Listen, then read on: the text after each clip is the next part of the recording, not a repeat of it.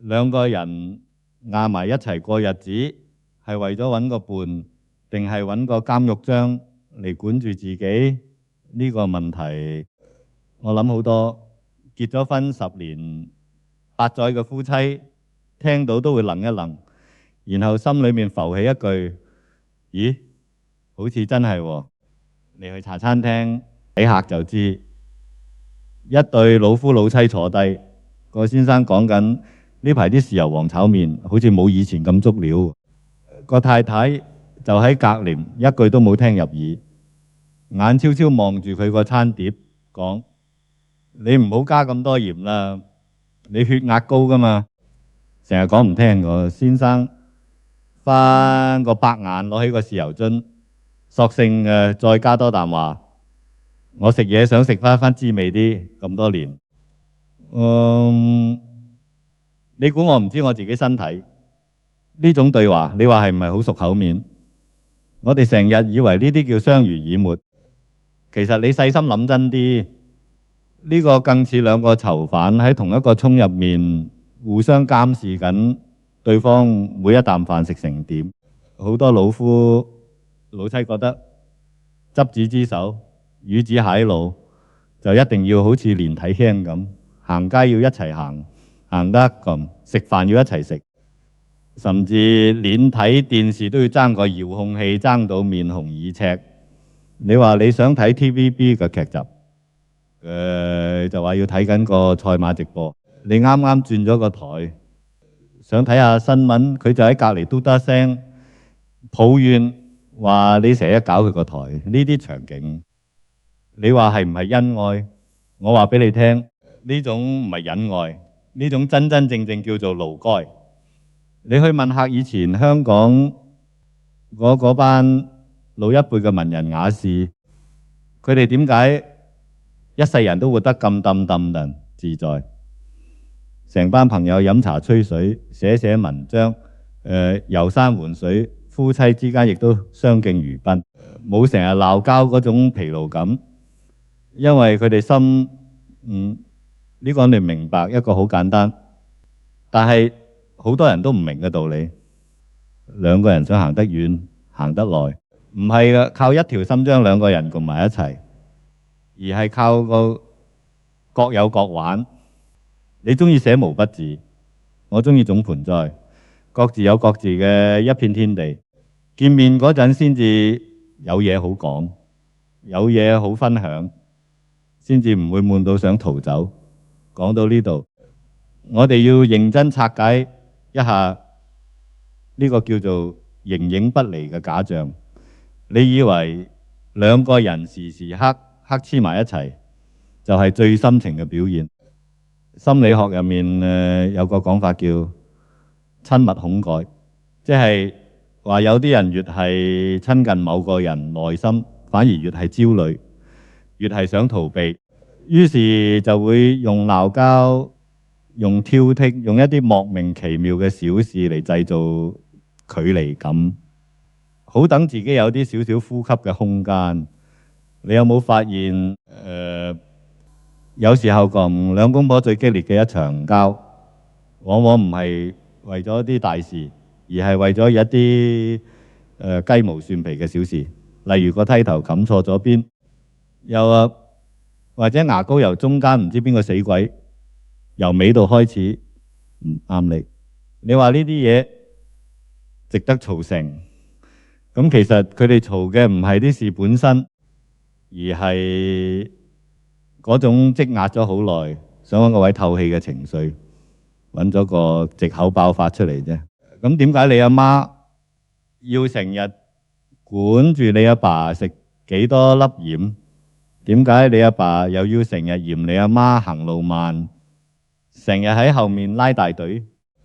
你以為呢啲係關心？其實再深一層睇，往往係因為兩公婆各自嘅生活已經冇咗自己嘅嘢，做成日對住對方，對方就好自然咁變成咗你人生入面唯一一個可以俾你評頭品足，值得你花時間去管嘅事物。你成日盯住對方，係因為你冇嘢好盯，你成日彈對方，係因為你自己嘅生活已經冇料到彈，呢個唔係愛，呢個係一種依賴到病態嘅監控，兩個人互相做緊對方嘅監獄長，仲要以為自己係喺度盡緊做老婆老公嘅責任。我認識一對老夫老妻，退休之後兩公婆日日困喺屋企。個女人以前係做文員，退咗休就冇乜嘢做。嗰個男人以前打工，退咗休就淨係識睇電視。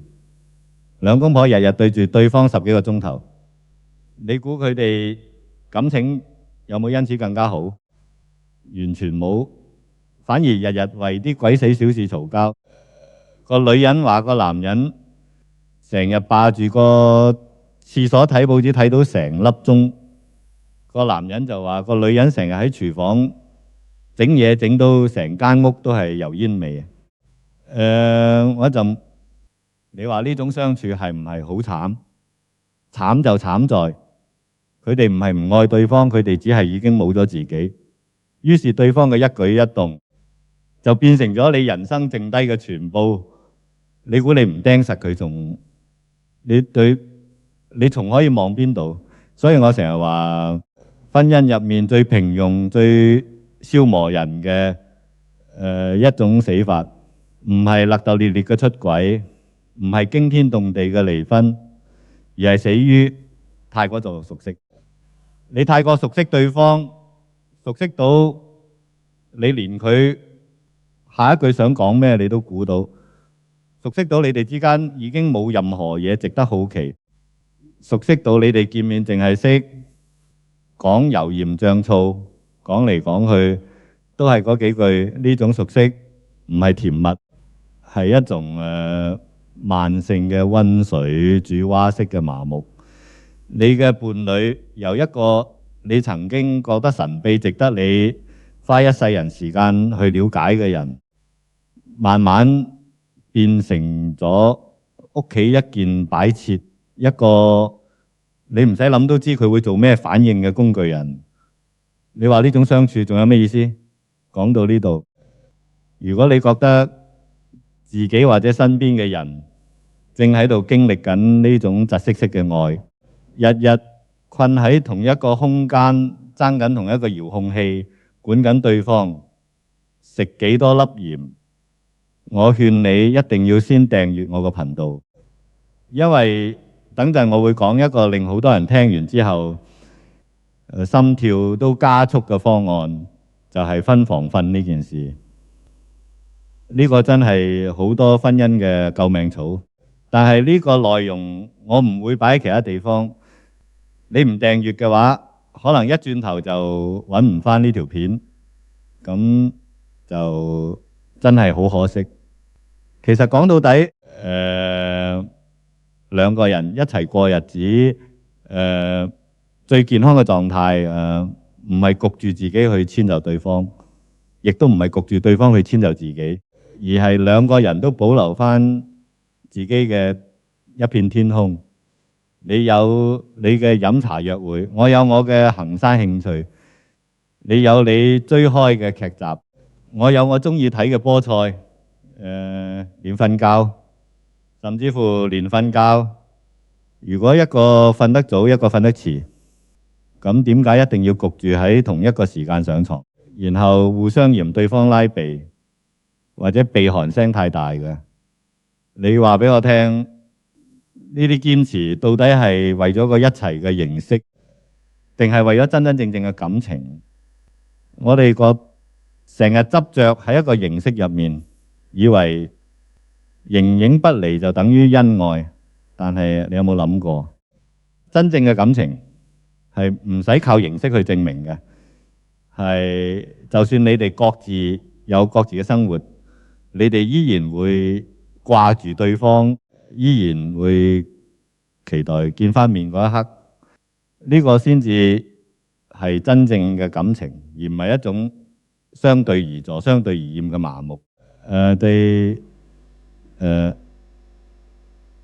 哋成日以為結咗婚兩個人就應該變成一個人，但事實係兩個人始終係兩個獨立嘅個體，你哋可以分享人生，但唔應該互相吞噬噶嘛。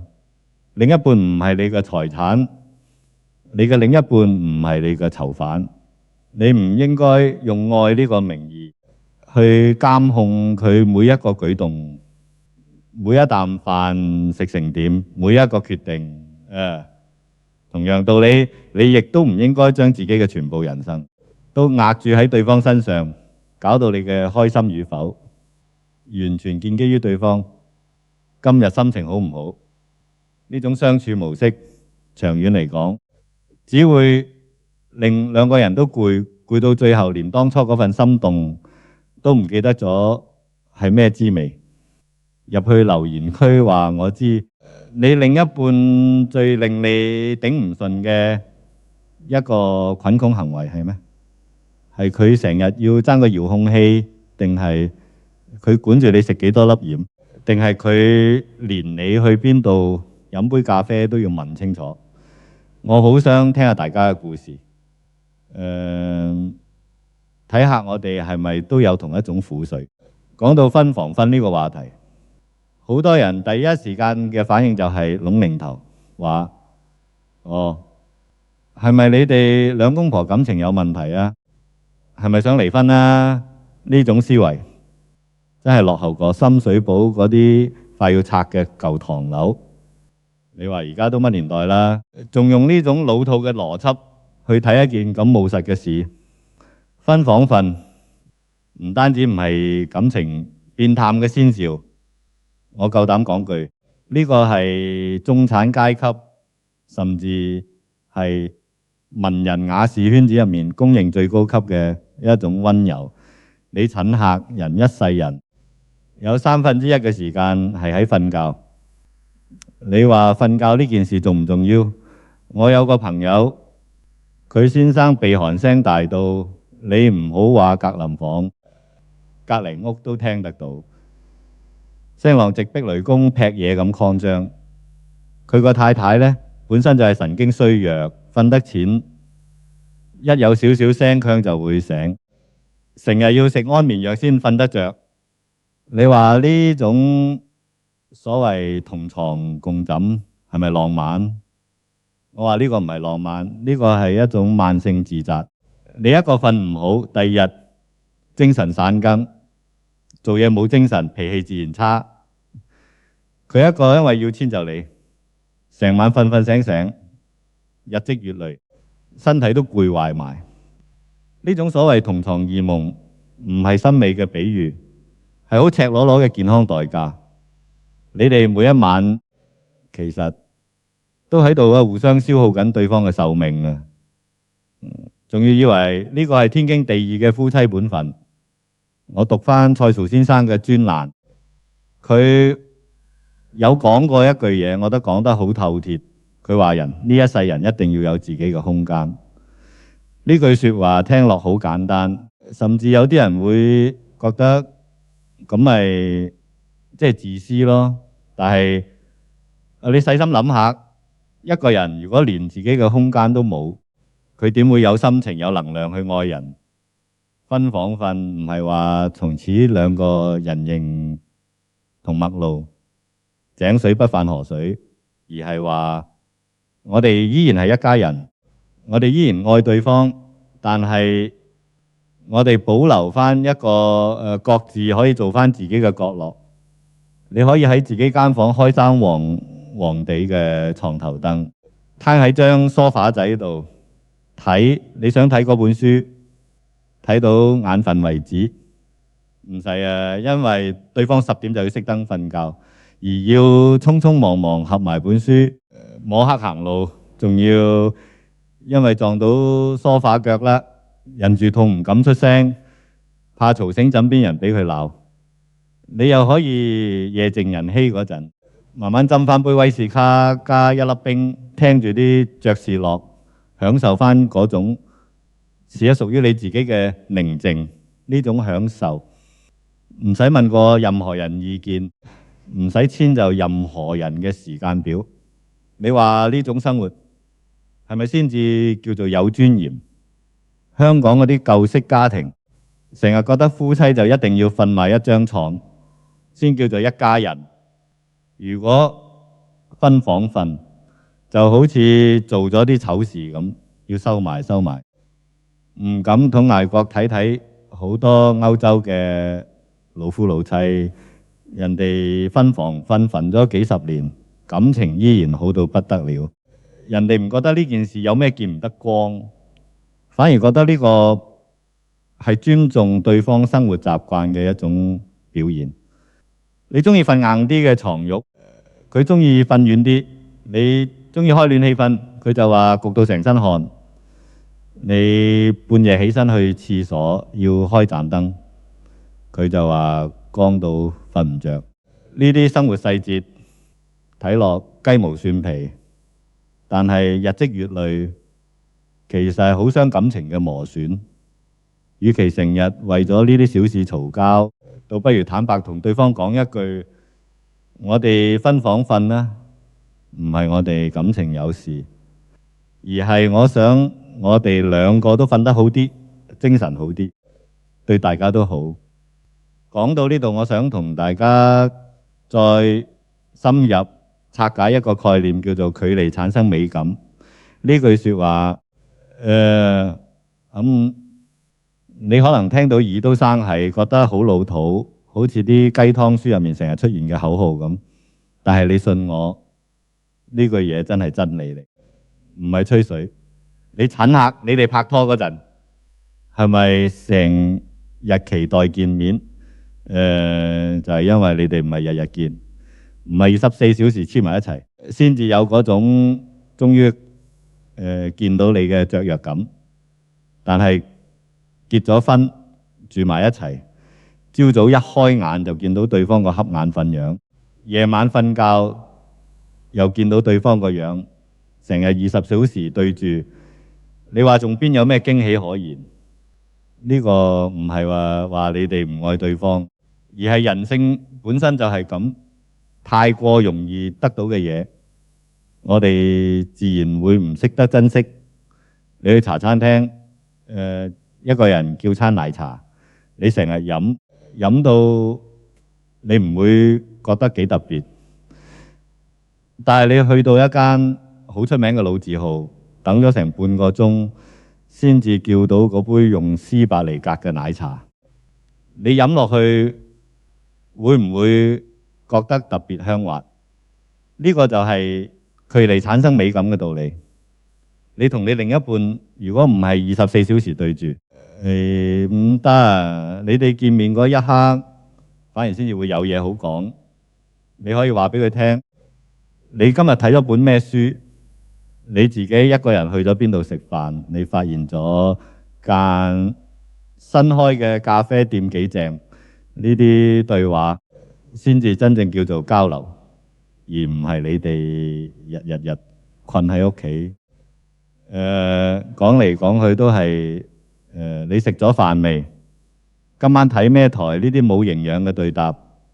當你哋唔係時時刻刻黐埋，見面嗰陣反而多咗一份期待，多咗一份新鮮感，甚至乎你哋會對對方多咗一份尊重，因為你唔會覺得對方係理所當然咁屬於你，你會意識到佢係一個獨立嘅個體，佢有佢自己嘅生活，佢揀繼續同你一齊，係因為佢想，而唔係因為你哋分唔開。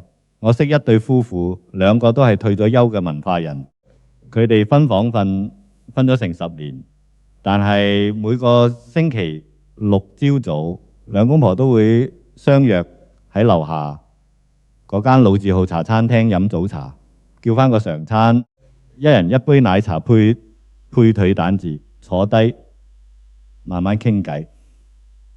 你估佢哋傾啲咩？佢哋傾嘅嘢比好多後生拍拖情侶仲要多，仲要有趣㗎。因為佢哋喺過去嗰一個禮拜，各自都有自己嘅生活字㗎，自己嘅見聞先至有嘢好分享。你話呢種相處模式係咪先至叫做真正嘅恩愛？而唔係困喺同一個屋檐下，日日對住講嚟講去都係嗰幾句翻炒嘅説話。睇到呢度，我知道你心裏面可能會有個擔憂，會諗咁樣分房瞓會唔會搞到我哋感情越嚟越疏遠？如果你有呢個擔心，我更加要你留低聽埋落去，因為呢個真係一個好關鍵嘅問題。如果你操作得唔啱，分房瞓的確有一行搞到兩個人越行越遠。但係我下面即將要講嘅各玩各心法，先至係真正維持新鮮感、維持長久感情嘅關鍵所在。呢個心法唔係話你分咗房瞓就完事，而係話你哋點樣喺各自嘅空間度重新揾翻自己，然後帶住呢種豐盛嘅狀態翻嚟同對方相處。呢個心法真係好重要，我唔想你錯過。所以未訂閱嘅朋友，而家真係最後機會，撳一撳嗰個紅色掣，開埋個小鈴鐺。千祈唔好同咁高品質嘅晚年生活擦肩而過，因為呢種生活態度真係可以徹底改變你同另一半嘅相處質素。等你哋喺人生下半場重新揾翻嗰種心動嘅感覺。講到呢度，我哋終於嚟到一個真正核心嘅問題。兩個人一齊過日子，最理想嘅狀態到底係點？我諗咗好耐，最貼切嘅一句講法就係我哋係一體嘅，但又係獨立嘅。呢句嘢聽落好似有啲矛盾，一體同獨立點會同時存在？但係你細心睇，人生入面好多最高級嘅智慧本身就係一種矛盾嘅平衡，就好似你飲杯普洱，佢入口係苦嘅，但係回甘嗰陣又係甜嘅。苦同甜同時存在，先至叫做有層次。婚姻都係咁，一體同獨立唔係對立，而係互相成就。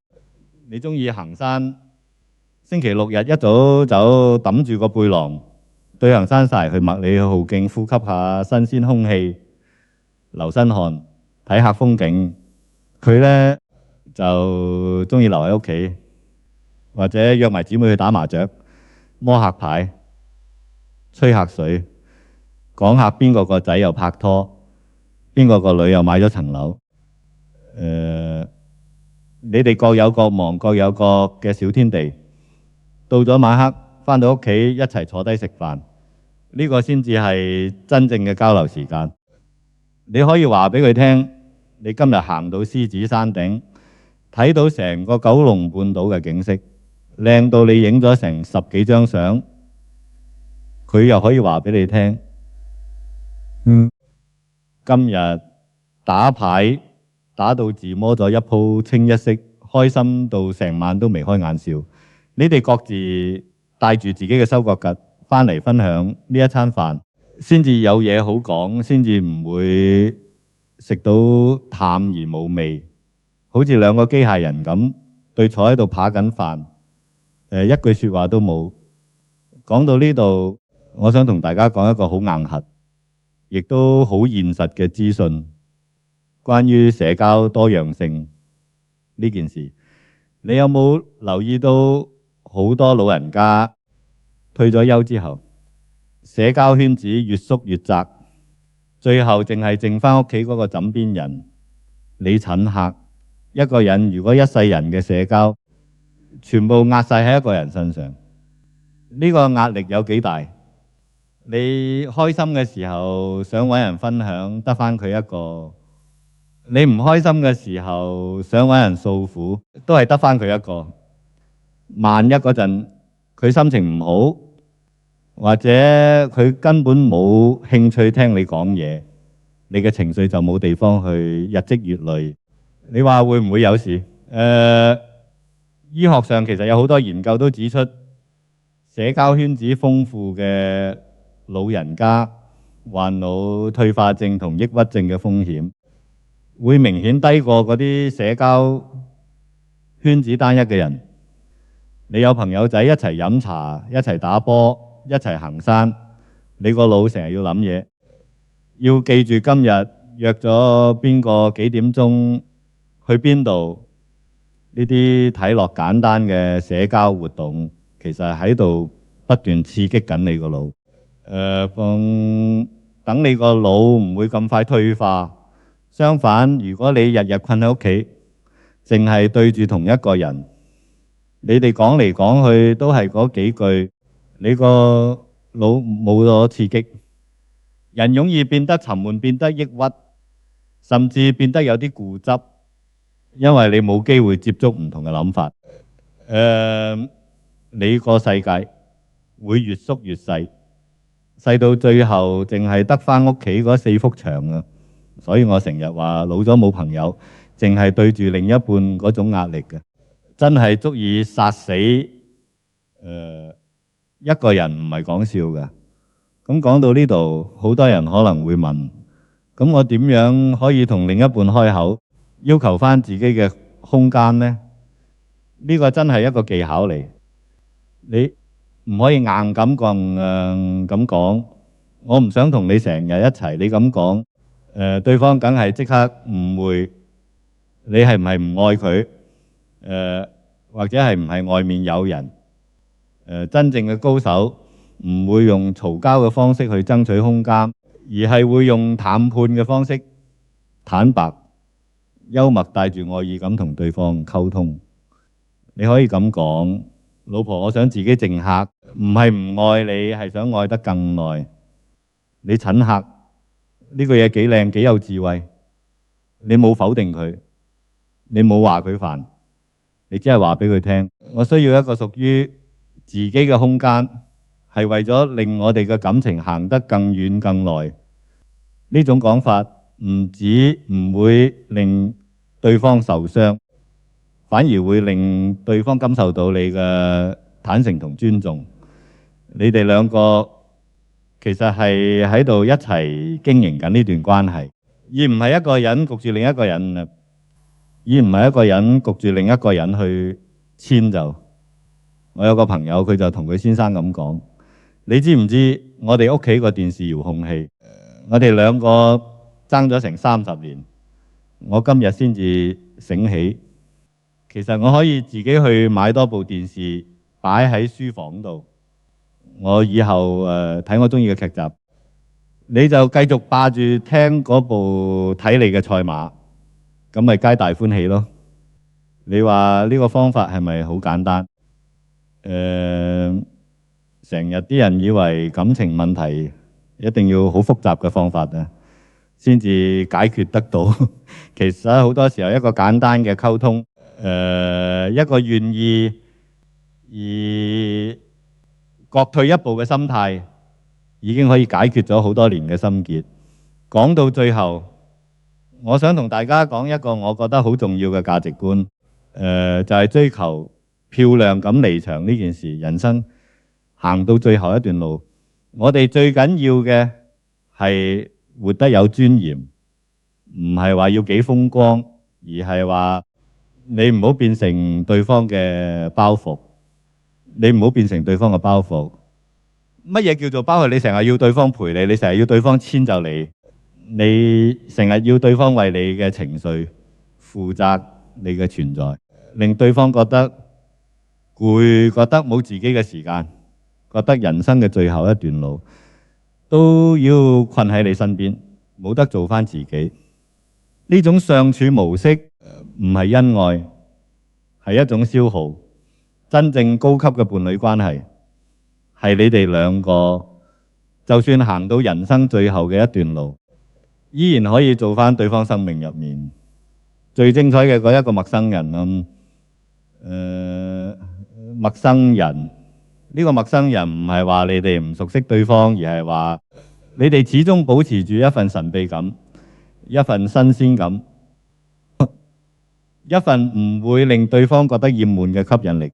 你唔會將自己嘅全部都攤晒喺對方面前，令對方冇任何空間去想念你，去期待你。你保留返一部分屬於自己嘅嘢，呢個先至係令對方一直對你保持興趣嘅秘訣。你認唔認同各玩各先至係一段關係嘅最高境界？如果你聽完呢一集，覺得好似有一陣涼風吹過個腦袋，令你醒咗少少，我睇通咗少少你同另一半嘅相處模式，麻煩你喺留言區打一個醒字，我會揀返幾個講得特別深刻嘅回覆，同大家一齊漫談，睇下大家嘅故仔同睇法。其實講到底，婚姻呢件事就好似一場半醒嘅夢咁，你唔好瞓死咗，成日渾渾噩噩，任由對方將你嘅生活全部霸佔晒，搞到你冇咗自己。但係你都唔好太過清醒，清醒到成日計較，成日話呢個係你嘅，嗰個係我嘅，計到冇晒人情味。半醒半醉之間先至係最舒服嘅一個狀態。你哋一齊行，但係各自都保留返一啲屬於自己嘅呼吸空間，呢個先至係一段感情可以行得長、行得遠嘅秘訣。下一集我會同大家講一個可能會令好多人聽完都震驚嘅話題，就係點樣對自己大方而唔留錢俾仔女。呢個話題我諗會顛覆好多人嘅傳統觀念。記得而家就開埋個小林燈，等我哋下次見面嘅時候唔會走寶。多謝大家今日嘅收聽，我哋下次見。